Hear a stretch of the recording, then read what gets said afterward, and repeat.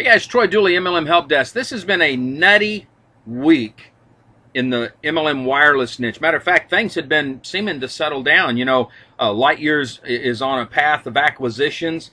ACN just acquired its own MVNO, and they're entering into the energy field. Zoom has just been steadily growing. Every time I talk to those guys, they've tweaked some things, added some applications, doing some stuff, just steadily hitting their performance. So I thought, no big deal. I was on the phone with Eric Gleaton the other day over at Monumental, and he said, Troy, we're actually shifting a little bit. We want to really push our auction platform. We don't want to be known as a wireless company. I said, man, that's a great move right there. I mean, that's your uniqueness. That's what you guys should focus on. So I thought, everything's coming to an easy, mellow deal. You got a few little companies running ragged, no big deal.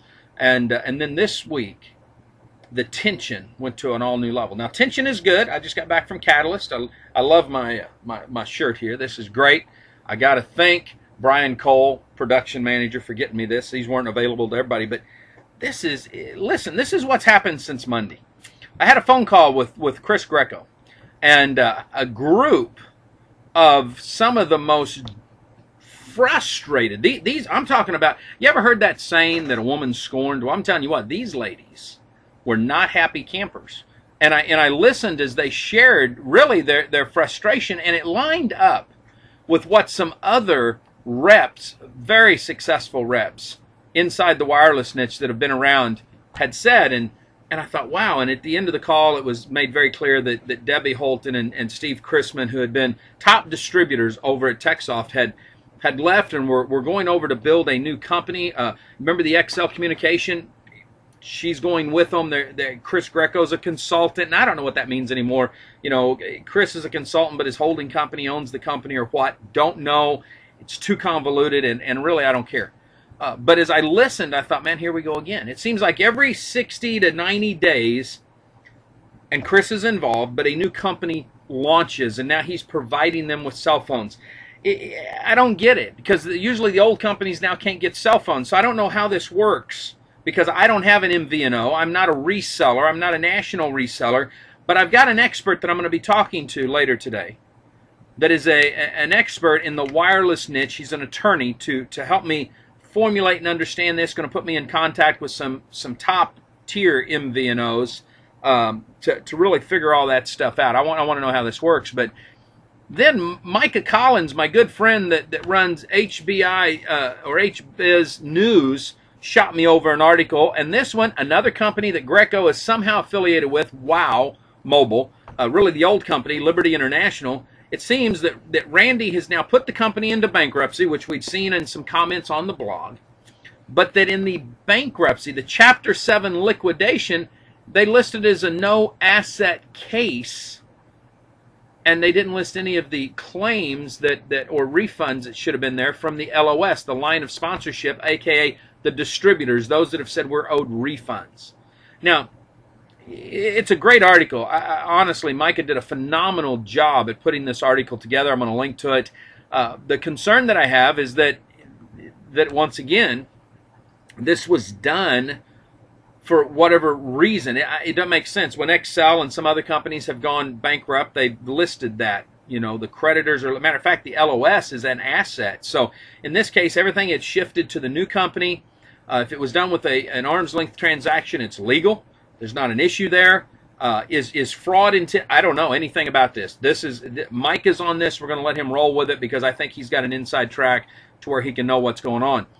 I will say this: if you're a distributor and you think that you're owed money, contact the bankruptcy trustee. But I'm going to tell you now, I don't think there's going to be any money refunded like that. I think Randy has said he's going to try to refund money through the new company.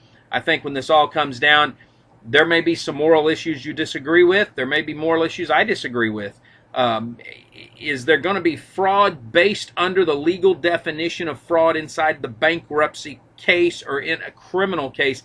I don't think you're going to be able to claim that. That's the bad one. But then I thought, okay, what else can happen? What else today? Well, I tell you, I got it last night. See that letterhead? That's Brian Hardy's letterhead, the attorney for Global Verge. And this shocked me totally. Well, I can't say it didn't really shock me.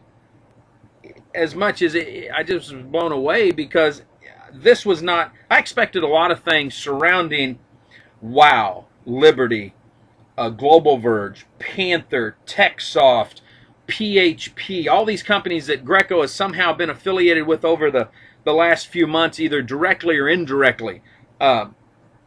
Global Pros, I mean, the list goes on and on and on, where he's had his fingers in this. But this right here, good things and shocking things come out of this. Listen to this. Global Verge is excited to announce it has recently executed a final settlement agreement revolving the issues between it and Panther Mobile Inc. Now, if you remember Panther Mobile Inc., Panther Mobile, a.k.a. Make America Shine, that was Harry Ashton and Kevin Sipes, okay? That's been settled. Actually, Panther, Harry Ashton's Panther, the new Panther, Panther Mobile Inc., that took over, have come to a settlement. Part of that settlement is listed within this paperwork that we're going to put online. Other parts of it is confidential. I do not have copies of it. It's strictly between Global Verge and Panther Mobile. But listen to this. A copy of the non-confidential portions of the settlement agreement are attached here too as Exhibit A. As set forth within, Global Verge was able to learn with the cooperation of Panther that Kevin Sipes facilitated much of the conduct which harmed Global Verge in conjunction with Chris Greco. As a part of the settlement agreement with Panther, Global Verge is entitled to pursue not only its claims, but Panther's claims against Greco and Sipes. This just added a whole new level to this, and may explain why Greco and the ladies over at TechSoft and Chrisman have decided to separate from TechSoft. I talked early on about this when TechSoft launched. I said, you know, if all this stuff's out there, what's going to happen? I even asked Chris. I said, Chris, have you talked with your partner? You know, he says that there's nothing. He says he doesn't want to sue Global Verge. He says that they'll never be able to sue him. He says eVerge, nothing. But yet this stuff keeps coming back and coming back and coming back, and it just blows my mind. I've warned people that have said, I'm going over there to say, look, man, these lawsuits could be pending. You better be careful. You know, and to look, I would, Zoom Mobile, they don't have any lawsuits. Chris Greco has never been a part of that company. They're doing strong. I'll be talking to their attorney later today. Talk to George Foreman on a regular basis. Not a problem. Monumental. I was on the phone last week with Eric Gleaton, one of the founders, and they're actually shifting to really focus in on their auction platform. It's very unique instead of this wireless stuff. You know, Lightyear has started an acquisition process that's going to help facilitate, I think, a strengthening of its financials. ACN just got their MVNO. I mean, there's some stuff happening in the niche, but this is crazy. 5Link, who's really more of a VoIP company, just bought a commercial VoIP so that they could go into businesses. So there was some stuff going on. I thought maybe this 2011 is going to be the year. It may still be, but this just got crazier.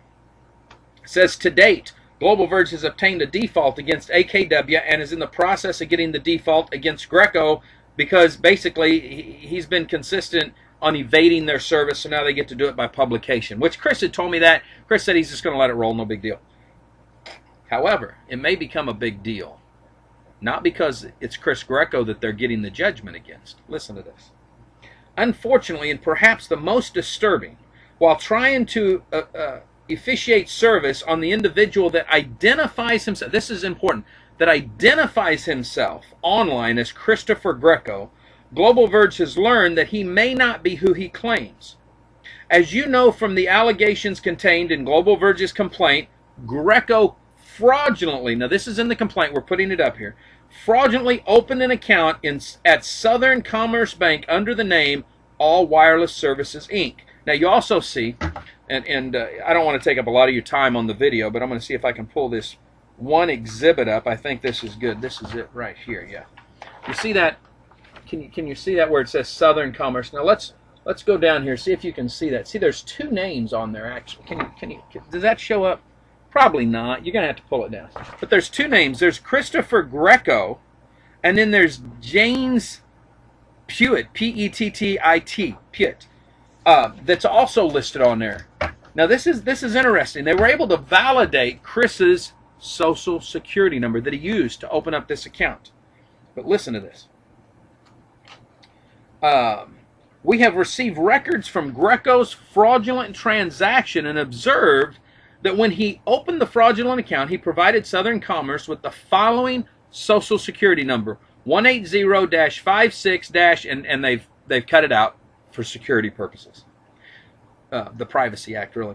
See reactivated report from Southern Commerce, which I just showed you. Okay, we have the entire Social Security number, but are constrained to disclose the same. In an effort to locate a current address for Greco, Global Verge ran a search utilizing the Social Security number provided by Greco to the bank. Not unsurprisingly, the Social Security number was registered to Christopher Greco. Get this. A male born May 8th, 1975. Okay, that lines up with Chris Greco that we're talking about, but listen to this. What was surprising was that Christopher Greco, according to the California Death Index, died at age 14 on August 29th, 1989 in Los Angeles, California. Now, we are putting this up here. This is actually the report. Okay, it will be online. You will be able to read this. This is what's shocking to me. This is what's blowing me away. To see this. Shocked at the possibility that the person identifying himself online as Christopher Greco may not be the person he claims to be, Global Verge did some additional investigating, resulting in the realization that likely because he died, there were no addresses associated with Christopher Greco until in or around July of 2009, when at about the age 34, he claimed an affiliation with an address located at 220 West 2nd Street, Boston, Massachusetts. Chris Greco, that we know online, said that he is from Boston, Massachusetts. He was part of a crime family, Whitey Bulger, that is there with the what is it, the White Hill Gang or something. I mean, we could go back. It's in the Post and all that stuff. So the address lined up. Okay.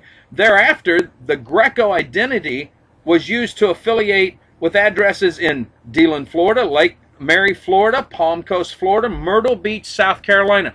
All this lines up with the Chris Greco that has purported to be an infamous wireless king, basically, activation king. What has become apparent is that the person online claiming to be Christopher Greco simply is not.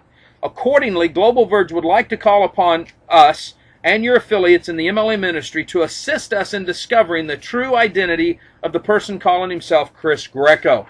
We are going to do that. We're going to help. Matter of fact, I've got a box of phones that were sent in from the old Panther Mobile via one of their agents, one of their distributors. Chris sent it to us. We're going to be putting this or sending this on to Kevin, or not Kevin, on to Brian Hardy over here at Global Verge. Guys, this is blowing me away. You know, all I can say is if you have been harmed in any of these transactions, if you're with WOW Mobile, if you're with any of these other companies, we're going to be putting up here Kevin Hardy's information. Don't contact me. I mean, you can write on the blog if you want to, but contact Kevin Hardy, contact Global Verge. It looks like they're the ones in charge. Chris is hard to get a hold of. His voicemail box is always full. I'm going to shoot him an email back, see if we can get his response to this live. But this is a game changer here, because if Chris Greco isn't really Chris Greco, and it kind of lines up because Chris never wants to fly anywhere. It's almost like he can't get a passport. He can't show identification to get on a plane. So he drives everywhere. I mean, it's DNA was involved. Everybody that's been involved. This is a crazy thing, folks. We'll keep you posted as we learn more. Live life like it's an epic adventure. We'll see you at the top. Remember, tension is good, but man, this is running so tight it may break pretty quick. We'll talk to you soon.